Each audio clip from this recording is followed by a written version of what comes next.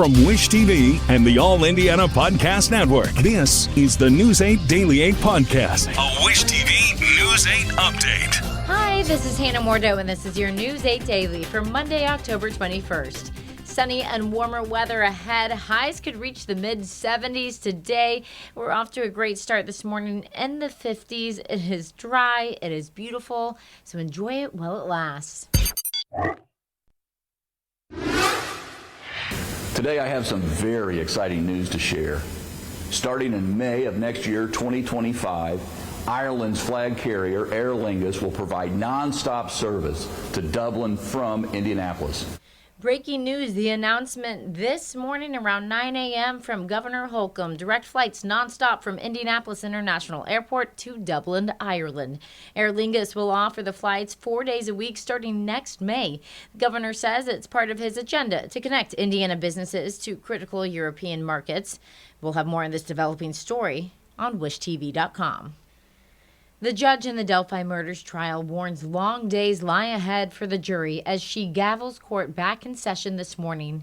Richard Allen is accused of murdering Abby Williams and Libby German in Delphi more than 7 years ago. News 8's Brittany Noble is here with the story this morning and what we can expect in day 3 of court today. The judge says that the next round of testimony could be quite lengthy. Richard Allen could be seen looking back at his mom and his wife while jurors heard gripping testimony from members of the search team. Steve Mullen, the former Delphi police chief in 2017, used drone video to show jurors the trails near the Monon High Bridge. Jake Johns testified that he called for help when he spotted Libby's tie-dye shirt and shoe floating along Deer Creek. After hearing that news, Pat Brown, a lifelong friend of the German, said he began walking toward the water when he made the horrifying discovery. Brown began crying in court, saying, "I thought they were mannequins at first, and I just said, we found them." Stick with News 8. We'll have updates on Richard Allen's trial, both on air and online at wishtv.com. That's also where you can find a summary of all the testimony given so far. I'm Brittany Noble for Wish TV, wishtv.com, or follow us on Facebook for updates. Breaking news. Police say one person is dead after a fiery crash on the northeast side. It happened on Binford Boulevard before 3:30 this morning near Delmar Road, just west of Fall Creek and north of 46th Street. The southbound lanes were blocked for the investigation. IMPD says they were first called to the scene for a vehicle fire. Officers think it was a crash now. Before that fire, our crews on scene saw a charred vehicle being pulled from the woods. Your statewide news network covers Fort Wayne, where we're working to learn of any arrests or charges in a weekend shooting that left one person dead and 10 more wounded. Police describe the location as a high school-age party at a home on the northeast side of the city. So far, police have not said how many people fired or what prompted the gunfire. They say one person died at the scene. The other injuries are not life-threatening. Fort Wayne police ask you to call if you have any information that can help. In Indianapolis, there are no arrests in 2 separate weekend shootings on the east side that left 2 men dead. IMPD says the first shooting happened Saturday on Drexel Avenue near East 20th Street. Officers say they found the man dead in the road. His name has not been released. The second shooting was also on Saturday, about a half an hour later, at a house on North Oxford Street. That's just north of Washington Street. Police say the man who was shot there later died at the hospital. If you have any information on either shooting, you can call police or Crime Stoppers at 317-262-TIPS. For my teammate, investigators are trying to figure out if someone was drunk at the wheel when they hit a state trooper. It happened at the scene of a crash on 465 Saturday morning. teammates Kat Sandoval looks into the investigation and plea from the trooper's peers. Sergeant Todd Harless was around this area on I-465 initially responding to an accident. He stepped out of his vehicle when a blue Honda Civic hit his vehicle, and that hit him, knocking him to the ground. You can see the damage left behind. The front of the Honda smashed in, windshield cracked. The back of the trooper's vehicle shaped like a V. The accident happened near a construction site around 3 a.m. First Sergeant Harless was investigating a crash in that construction zone, and there were no shoulders there, so he was in the left lane with his lights activated. The officer, a 33-year veteran, was initially taken to a local hospital, but he is now at home recovering. He's doing well. He's sore, but thankfully no serious injuries. Police suspect the driver was drinking, claiming he smelled of alcohol. And the driver, he had to be extricated by Indianapolis Fire Department when they arrived. He was somewhat entrapped in the vehicle, in the wreckage. police are waiting for results of the blood test to determine if alcohol was involved. Time and time again, we hear about these stories where somebody makes the selfish decision to get behind the wheel of a car after drinking alcohol, and it changes lives forever. Indiana State Police says they're unable to give us the identity of the driver until that person is arrested.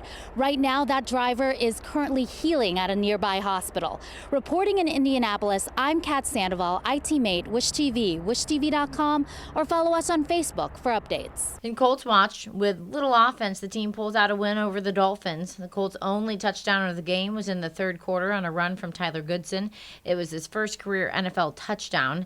Matt Gay added 3 field goals as the Colts held off the Dolphins at Lucas Oil Stadium 16-10. The Colts' victory comes despite some key players still out on the sidelines. News 8's Andrew Chernoff heard from the team and the head coach after the win. It wasn't the prettiest performance, but the Colts still found a way to beat the Dolphins, despite only finding this place, the end zone, one time on Sunday. A win, though, still a win, and for the first time this season, the Colts are above 500. At the end of the day, yeah, we got to play better. I got to coach better on offense and help the guys out, but finding ways to win in this league, that's what all matters, is you win the game. We talk about keys to victory, and I say it every Wednesday morning. Our number one key to victory is to win the football game, no matter how we do that. We were expected to come into this game, winning. That was our whole, mindset. Staying healthy, that was also another thing on my mind. Just taking advantage of the opportunities and just being on the field, that's what we were thinking about all week. So it doesn't really boost my confidence much. It just makes me feel good to let me know that we got the W as a team. It's a big emphasis for us. I think there's a huge stat about that, about most games come down to the final drive, 2-minute, all that stuff. So that's been a big important for us this offseason. We've lost some great players to injury. Some of our great players have missing time, but the guys have came in and made the opportunity. They've taken advantage of it, and I think that speaks to just the culture that Shane has set in our locker room and on our team. I think he just creates that relentless determination to get better, and I think that's what shows up every Sunday. It's a lot of guys stepping up and playing that next man role, and it just shows to the preparation that everybody in this locker room puts in and the hard work they put into this game, because it's not an easy game to go out there and win for 2 consecutive weeks, and we plan to keep that going. No matter who's up, who's down, I know this team is going to do whatever they can just to play hard come Sundays. One thing the Colts are hoping carries over into Houston is their fourth quarter defense. Indy has not allowed a point in the fourth quarter of their last 2 games, an example of how much the team is focused on finishing these matchups. Inside Lucas Oil Stadium, Andrew Chernoff, Wish TV, wishtv.com, or follow us on Facebook for updates. Lucas Oil Stadium has a new name permanently in the rafters. A halftime ceremony saw longtime tight end Dallas Clark backed by Peyton Manning and several other all-time greats as he joined the team's Ring of Honor. Clark was a critical piece of the Colts' Super Bowl seasons. He talked to our team about the honor. And never was the horseshoe or the Ring of Honor was that ever oh man, that'd be cool. I mean, it was try to build your, the way you block and the way you run routes and your craft, right? That was your goals. And so this is a beautiful thing. Clark spent 9 of his 11 seasons with the Colts and is the team's all-time leader in catches and touchdowns by a tight end. Schools from Indiana are side by side in the new AP college football poll. Notre Dame is 12, and IU's rocket ride up the rankings jumps 3 more spots to number 13. The Hoosiers blew out Nebraska Saturday, convincing more voters that the Hoosiers are a real contender for the national title. IU's success has landed Bloomington a coveted turn in the national spotlight. The school says it will host ESPN's College Game Day broadcast Saturday ahead of the home game against Washington. Oregon, Georgia, and Penn State are 1, 2, and 3 in the poll. The Hoosiers will have to take on the Huskies without a key starter. Quarterback Curtis Rourke injured his thumb on his throwing hand against the Cornhuskers. It happened when Rourke's hand hit a Nebraska helmet late in the second quarter. He played the rest of the first half but sat out the second half. IU is only saying Rourke should be back by the end of the season. New York City can finally celebrate a WNBA title. The Liberty closed out the Lynx in an overtime win last night. The 67-62 victory ends a long stretch of close calls for the franchise. New York was runner-up in the very first WNBA championship in 1997 and came in second 4 more times before taking home the trophy. Elon Musk says he will give $1 million a day to voters who sign a petition for his political action committee.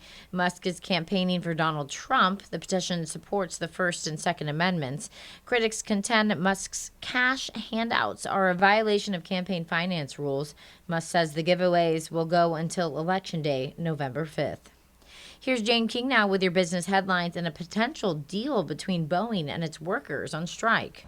That's right, and Boeing shares a little bit lower here this morning, but a tentative deal had been reached over the weekend to end the 5-week-long strike at the plane maker. Now, this deal still needs to be ratified by the majority of the rank-and-file membership of the International Association of Machinists, and the union will vote on this on Wednesday.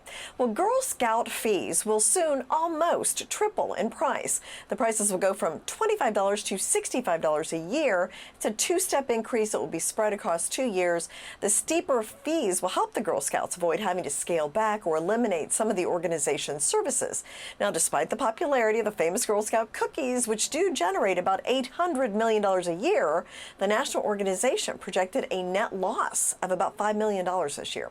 Well, Netflix continues to seek out true crime shows despite the legal risks. It's facing a growing number of defamation lawsuits, which could increase the cost of creating these shows, but true crime shows are wildly popular. An Ampere analysis found that among the 6 biggest streamers' activity, crime titles have seen the biggest percentage increase so far this year compared to a year ago. And the traditionally expensive genres like sci-fi and fantasy are down the most.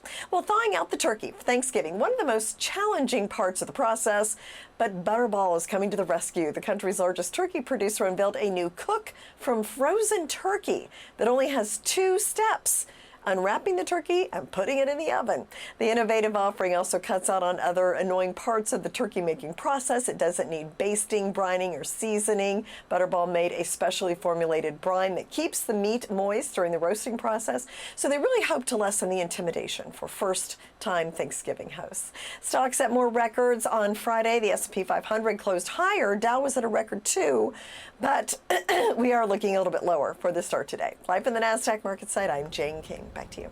This has been your News 8 Daily from Wish TV. I'm Hannah Mordeau. Watch us on wishtv.com and follow us on Facebook for updates. This is the News 8 Daily 8 podcast, a Wish TV News 8 update on demand. For even more, on demand and on the go, connect with Wish TV on Facebook at wishtv.com and on the free Wish TV mobile app. Thank you for listening, and be sure to like, subscribe, and follow this podcast for updates every weekday morning on the All Indiana Podcast Network and wherever you get your podcast.